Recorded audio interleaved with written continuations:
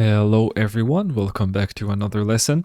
And in this one, I'm going to show you the QRadar deployment intelligence application, or the QDI. And I already went ahead and installed it. And again, we have to create a service token for it. So let's do that real quick.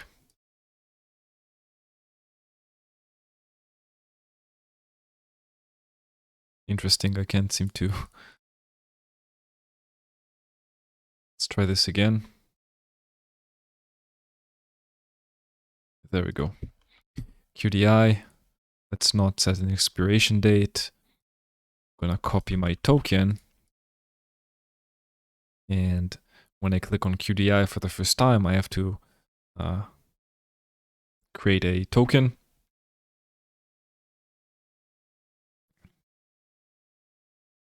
Let's click on Add Token. Saved successfully.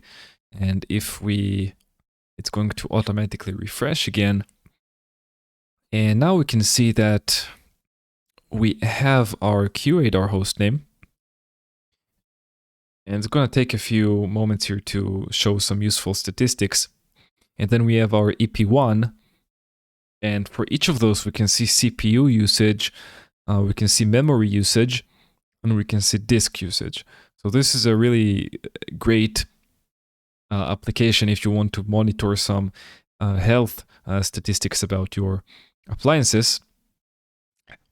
You can also click the drop down here, and you can see that it's degraded because unable to determine the associated log source, so I can ignore that. But if I click on here and I dismiss all of the warnings, then we should be able to see that the operation is normal. Yeah. And this one is critical because, again, my EP1 is currently down. I only turn it on when I need to, and we can see some information about them as well.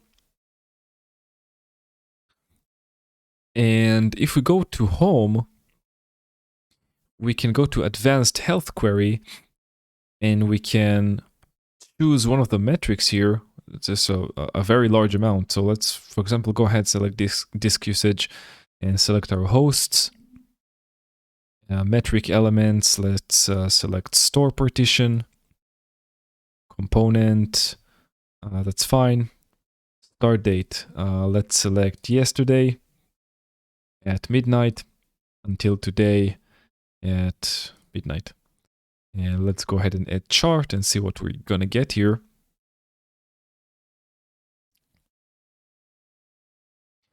And that's a great chart. We're going to get the disk usage for our QRadar deployments, which we have selected under hosts.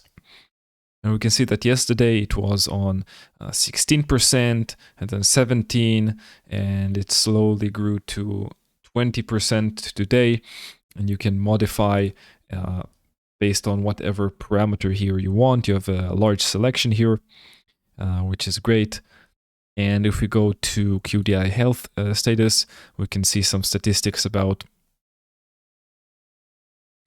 database size and memory utilization of the application itself. And then we can go to reports, and we don't currently have any, so let's not do that. And under configuration, we can change some settings of the application. And overview, we can see an overview of our entire deployment, which is very, very detailed. You have a bunch of tables and graphs here, very useful to take a look in. And then we can also click on performance, and we can see deployment event drop on top 5 hosts, flow rates, disk usage, and various other statistics. And you can also go ahead and add and remove charts. And we can see that currently 38 out of 39 charts are enabled. So you can go ahead and enable and disable based on your needs from those two categories. Do that. And you can also change the interval, set all the charts in this view to the same chart interval. So you can change that from 24 hours to whatever you want. You can do 1 hour. And then as you can see, it's going to change all of them at once to 1 hour. And I can also reset the grid and I can refresh now. So in my opinion, most of the things in QDI, they arrive out of the box in a good configuration.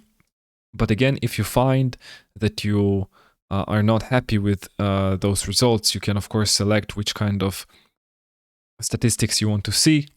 And don't forget that you have the advanced health query here, which is a fantastic tool. You have a bunch of metrics, so go ahead and play around with those, and you'll be able to get some